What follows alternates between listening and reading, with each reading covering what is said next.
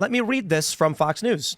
The ActBlue website states that donations made via the platform include a 3.95% processing fee, which is passed on to the groups using our platform.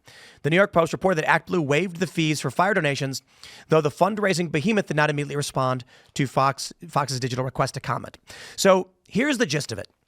If you go to the California Fire Foundation's direct website, you can donate directly without 4% going to ActBlue. Wow. I didn't realize that. It doesn't say on the ActBlue site that they're waiving the fee, as far as I can tell. However, they are saying in the news report that they're waiving that fee. But the bigger story, largely, is that they're collecting your information. And they're getting your data, yeah. They're getting your data, your emails. They're going to know where you live. And they are using that to campaign for political office. They are manipulating and exploiting a disaster to try and win elected office. It doesn't, I mean, I can't get over this, by the way. It's a giant picture of Gavin Newsom. I mean, that right there is politicking. It's Gavin Newsom. It doesn't even, he's just obviously at a political event. He has nothing to do with firefighting here. And it says donate to Cal Fire Foundation. And when you click it, it brings you to Gavin Newsom's campaign for democracy. I'm assuming it's his. It's a big picture of him. It's amazing, isn't it? So in the 1970s, the Weather Underground, domestic Marxist terrorists, blew up a lot of people, went to jail after being fugitives. Well, Bill Ayers, Bill Ayers, Susan Rosenberg, bad people. Susan Rosenberg was pardoned by Bill Clinton on his last day in office. She became a professor. Years later, she started Thousand Currents. And then during the 2020 riots, Thousand Currents helped ActBlue funnel all their money to bail funds for BLM terrorists. This is what they do. The ActBlue loves to fund terrorists. Who was their stepson, by the way? He was the only guy recalled in California, I believe. Chesa Boudin. Is that his name? I don't know if that's how you say it, but Chesa Boudin, who was the San Francisco DA, who was basically the Soros-backed DA, was the stepson of these two people who, by the way, the reason he was their stepson was because their parents were in jail for all of the bombing. Cuomo just pardoned. You were wrong, technically. Where at? The Weather Underground didn't blow anyone but themselves up. Well, they killed some people in Nanuet. There was, what was it, the shooting? In New York. The bank robbery. The bank robbery. Right. Yeah. That was a shooting, wasn't it? It might have been a shooting in Nanuet. The bombing was, the only people who were killed in Weather Underground bombings were 3 members of the Weather Underground. Okay. So, they still killed people. So they were hoping to bomb people. They did blow up a lot of people themselves. But they were planning to align the white elite, overeducated degenerates with the Black Liberation Front, which is what they ended up doing with Susan Rosenberg and BLM in 2020. And by the way, that headline of the BLM founder's house is burning down was fake.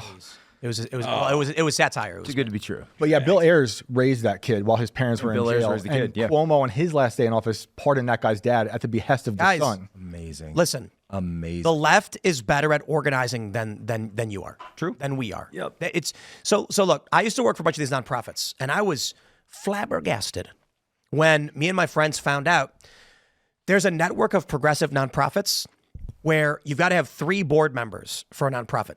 It's like secretary, treasurer, and president or something. I don't know. I don't remember. It's been a while. And what they would do is they would have these unpaid board positions, and then they would have executive staff positions, and they would each get paid like $60,000 a year. Then between these people, they would be part of another nonprofit where the executive staffers are board members and the board members are executive staff. So they're all getting paid salaries, like 3-4 salaries from each different nonprofit, where they're differently on the boards of each. And we were like, wow, that's really crazy. They keep starting these nonprofits. Here's the con. One of the reasons I got out of the industry. I remember asking a nonprofit, what do you do with the funds? So when we say like 90% of the funding goes to the cause, people ask, like, if I give you $10, how much goes to the cause? We tell them $9. And they go, really? 90%? That's right. Only 10% is administrative. So I asked the guy, what is that 90% going towards? And he said, fundraising. I said, what? He says, isn't getting out and spreading the message the most important thing we can do? And I was like, you mean to tell me that we're raising money to pay ourselves to raise money? And he was like, yes, but we're educating the public while we do it of these problems in the environment. And that's the only way to bring about change is to affect the public in that way. And I was like, it sounds like you're full of it. And you're just malarkey. Full of malarkey. Look, I do which brings me to my good friends, Pod Save America. You guys want to talk about Pod Save America? I want to do a quick shout out on all this to a great Californian named Mike Cernovich right now. He's great. Who Big fan. Up on Give, Send, Go has raised, I believe, something like $250,000.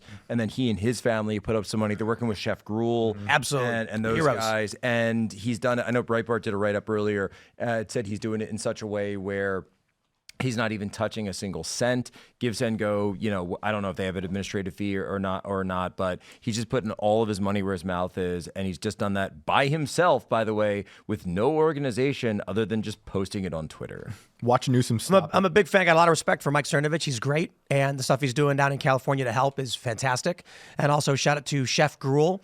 We're working with him on the ActBlue franchises, and he's been leading the charge down in California to giving people a place to come together if they've lost their homes, providing relief efforts. He had this great story where he said Amazon truck driver came and brought them stuff and then helped out. Right? Very cool to hear. Thanks for checking out this clip from Timcast IRL. Make sure to watch the show live Monday through Friday at 8 p.m. Subscribe to this channel, and we will see you all there.